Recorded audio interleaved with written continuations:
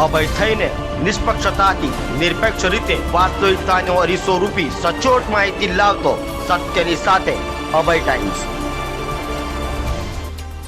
સુરતમાં ગણેશ પંડાલ પાસે પથ્થરમારાની ઘટનાને લઈ પોલીસ ચોકીનો ઘેરાવ કર્યા બાદ થયેલા પથ્થરમારા અને વાહનોમાં તોડફોડ આગજનની ઘટના બાદ પોલીસ ચોકીની બાજુમાં ગેરકાયદેસર દબાણને દૂર કરાયું હતું।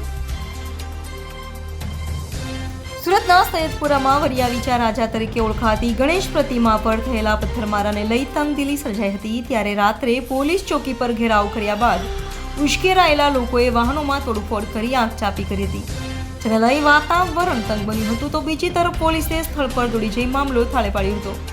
તો સવારથી જ આખા વિસ્તારમાં શાંતિપૂર્ણ માહોલ જોવા મળ્યો હતો। જો કે પોલીસ ચોકીની બાજુમાં કરાયેલા ગેરકાયદેસર દબાણો પરથી સવારથી જ બુલડોઝર ફેરવવાની કામગીરી કરાઈ હતી।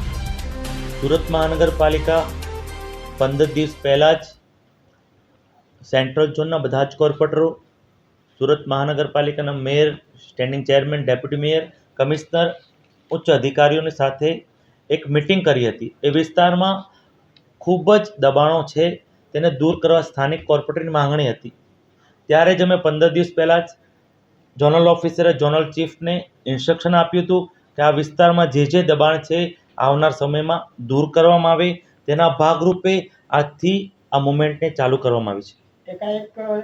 તાત્કાલિક એક્શન લેવામાં આવ્યું છે? તાત્કાલિક એક્શન લેવામાં નથી આવી। 4 ઝોનની અમે મિટિંગ કરી હતી। વિવિધ ઝોનમાં પણ ગયા વીકથી કામ શરૂ થઈ ગયું છે। સેન્ટ્રલ ઝોને તેનું કામ આજથી શરૂ કર્યું છે।